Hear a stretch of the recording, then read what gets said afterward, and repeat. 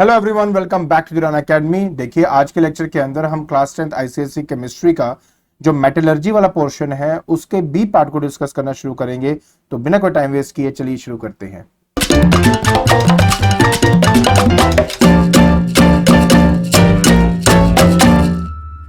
देखिए, इस पार्ट के अंदर हम बेसिकली मेटल की एक्सट्रैक्शन को स्टडी करने वाले हैं, जो कि बहुत ही सिंपल है स्टडी करना। देखिए, सबसे पहले हमें ये जानना पड़ेगा कि जो मेटल है वो हमें किस फॉर्म में मिलते हैं। आप जानते हो कि जो मेटल है वो रिएक्टिव नेचर के होने की वजह से वो कभी भी अकेला मिलना बहुत ही मुश्किल है, वो किसी ना किसी और एलिमेंट के साथ कंबाइंड स्टेट में हमें मिलता है। अगर आपने एक्टिविटी सीरीज याद रखी है तो मैंने आपको वहां पे बड़े डिटेल में ये बात बताई थी कि रिएक्टिविटी जो सीरीज है उसमें सबसे ऊपर वाले होंगे वो हाईली रिएक्टिव नेचर के अंदर होते हैं, और जैसे जैसे आप नीचे जाओगे जो रिएक्टिविटी है मेटल की वो कम होनी शुरू हो जाती है।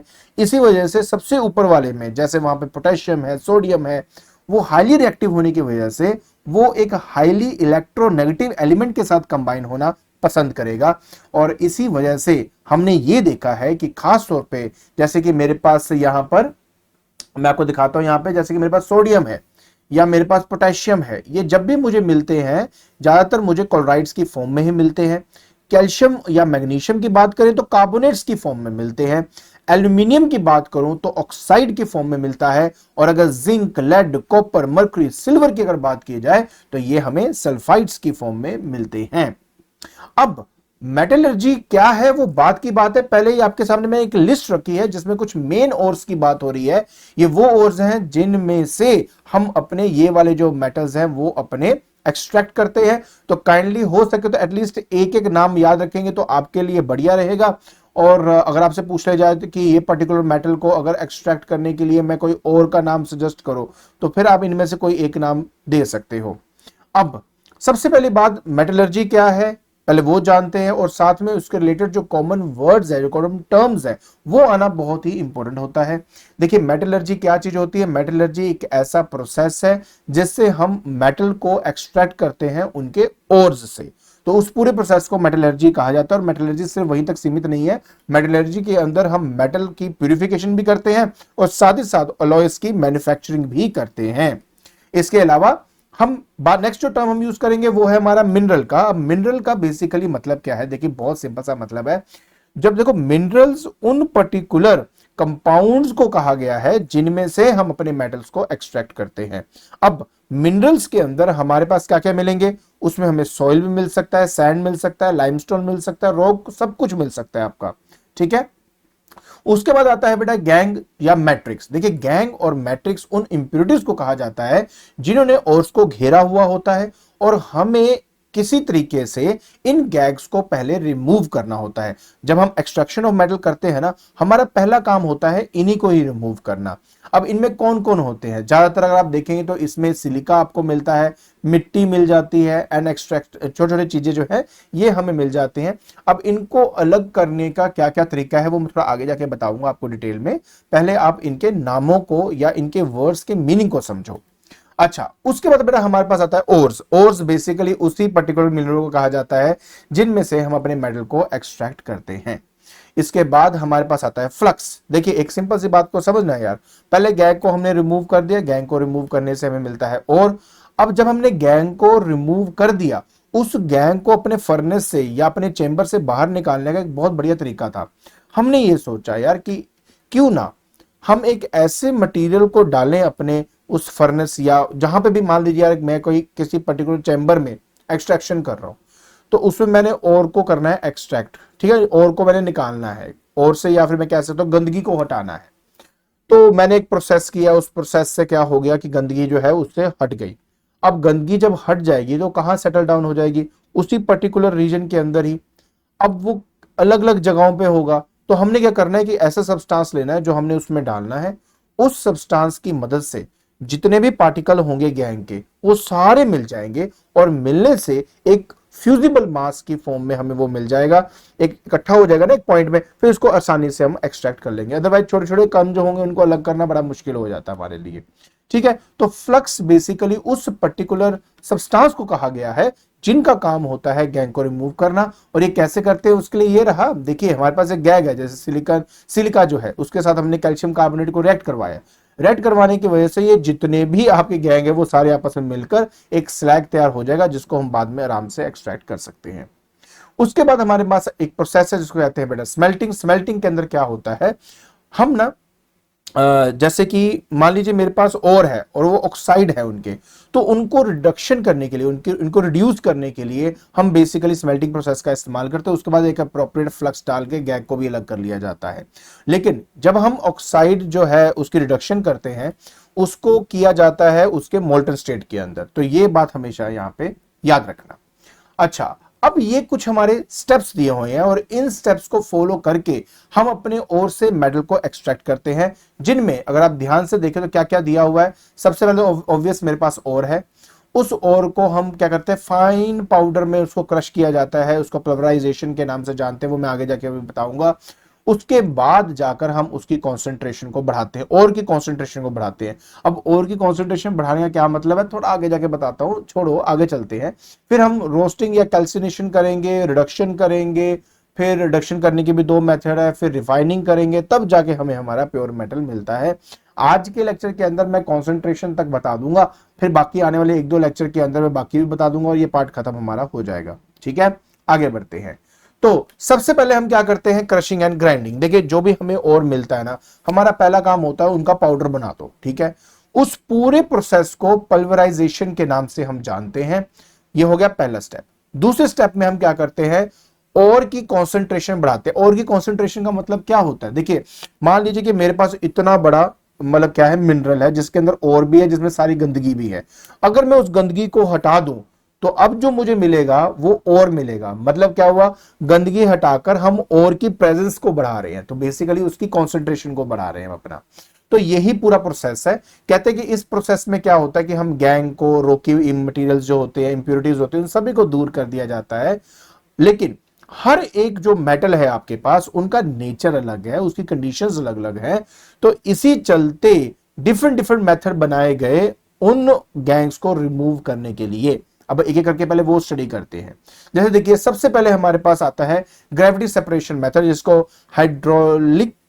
हाइड्रोलिटिक मेथड भी कहा जाता है।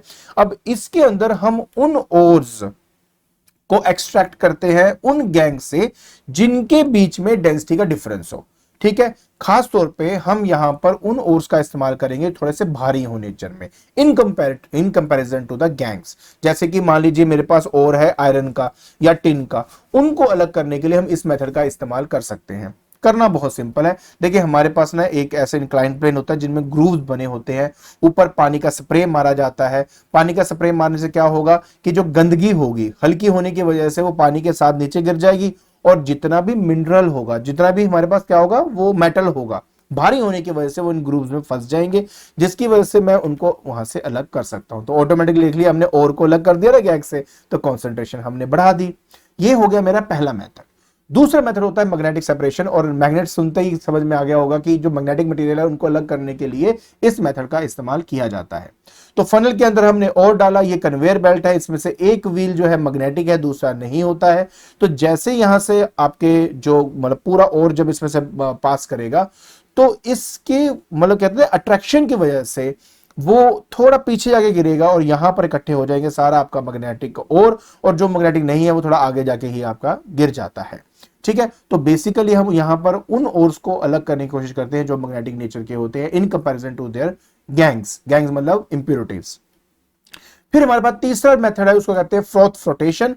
देखिए फ्रॉथ मतलब बेसिकली झाग होता है। देखिए क्या करना होता है, इसमें पर्टिकुलर हम उन ओर्स का इस्तेमाल करते हैं जो पहली बात तो सल्फाइड हो, जिनका ओर के अंदर सल्फाइड हो, राइट। ऐसा इसलिए क्योंकि हम क्या करते हैं कि जो हमारा पाउडर ओर होता है ना, उसको पानी और ऑयल में अच्छे से मिक्स कर दिया जाता है। मिक्स करने के बाद उसको इस चैम्बर में डाला जाता है, इस चैम्बर में कंप्रेस्ड एयर को भेजा जाता है। ऐसा होने से क्या होता है कि जितना भी आपका सल्फाइड ओर होता है वो मेरे ऑयल में मिक्स हो जाता है, और ऑयल में मिक्स होने की वजह से उसका फ्रोथ मतलब उसकी झाग बन जाती है, और वो झाग जो है वो ऊपर जो सतह पे आ जाती है। फिर हम उसको आराम से अलग से एक्सट्रैक्ट कर लेते हैं। तो बेसिकली यहां पर जो हमें और मिलता है वो सल्फाइड और होता है। क्लियर। उसके नीचे फिर क्या बच जाता है, जो जितनी भी इंप्योरिटीज है मतलब जो गैग है वो सारा नीचे सेटल डाउन होके हमें मिल जाता है, बाद में उसको हम अलग से निकाल लेते हैं। क्लियर हो गया। तो ट्रांसपोर्टेशन किसके लिए किया जाता है? उन ओर्स के लिए जो सल्फाइड ओर्स होते हैं उनके लिए किया जाता है। एग्जाम्पल के तौर पे आप यहां पे देख सकते हो, हमारे पास जिंक ब्लेंड है, हम गैलीना, इनको अगर हमने पहली बात तो ये लाइटर होते हैं इंप्योरिटी से, और जब उनको मिक्स किया जाएगा तो इनका जो झाग बनेगा वो ऊपर तैरने लग जाएगा और वहां पर हम उनको अलग से कर सकते हैं अपने गैग से। इसके बाद लास्ट बेटा हमारे पास आता है एक केमिकल मेथड जिसको लीचिंग भी कहा जाता है। इसका हमने ना इस्तेमाल किया हुआ है ऑलरेडी अपने एल्यूमिनियम की एक्सट्रैक्शन के अंदर। हमने क्या किया था बताता हूं आपको। सबसे पहले बात क्या है कि इस केस में जो ओर है उसको किसी सुटेबल रिएजेंट से रिएक्ट करवाते हैं। सुटेबल रिएजेंट का मतलब क्या होता है? कोई भी एसिड, कोई भी बेस, कोई ऐसी चीज जिससे हम रिएक्ट करवाने से हमारा जो ओर है वो उसके अंदर मिक्सअप हो जाए लेकिन इंप्योरिटी उसमें मिक्स ना हो। उसके बाद क्या करते हैं हम, उसमें अप्रोप्रिएट फ्लक्स डालकर अपना जो हमारे पास गैग है उसकी जो है ना उसको हम अलग कर लेते हैं, कहने का मतलब ये है। अच्छा, तो करना क्या है, सबसे पहले हमने क्या किया, हमने एक एस्टोटेबल रिएजेंट लिया, ऐसा रिएजेंट जिसके अंदर और जो है वो आपका क्या हो जाए, मिक्सअप हो जाए लेकिन इंप्योरिटी ना हो। फिर फिल्ट्रेशन से हम उसको अलग कर लेंगे। अब जो हमें सॉल्यूशन मिला है जिसके अंदर और प्रेजेंट है उसको किसी और अप्रोप्रिएट रिएजेंट से रिएक्ट करवा के उसका प्रेसिपिटेट बना लिया जाता है, फिर फर्दर एक्सट्रैक्शन करके उसको अलग कर लिया जाता है। तो ये भी हमारा एक मेथड है। तो मेरी बात समझने की कोशिश करें, हर एक मेटल का जो नेचर है, बिहेवियर है, डिफरेंट है और इसलिए हम हर एक को डिफरेंट मेथड से ही निकाल सकते हैं। तो अगर इसको थोड़ा जल्दी से हमें रिवाइज करना है तो जल्दी जल्दी एक बार रिवाइज मार लेते हैं। देखिए, सबसे पहले क्या किया, उसको क्रश किया। क्रश करने के प्रोसेस को पल्वराइजेशन कहा जाता है। सो पहला जो मेथड है इसको करने का वो है हमारा दैट हाइड्रोलिटिक या ग्रेविटी सेपरेशन मेथड जिसको कहते हैं। इस सेपरेशन के अंदर हम और जो गैंग है उन दोनों को अलग तभी कर सकते हैं अगर उन दोनों की डेंसिटी क्या हो, डिफरेंट हो। इसके लिए ज्यादातर हम टिन का और या आयरन ओर का इस्तेमाल हम यहाँ पे करते हैं। फिर मैग्नेटिक सेपरेशन होती है।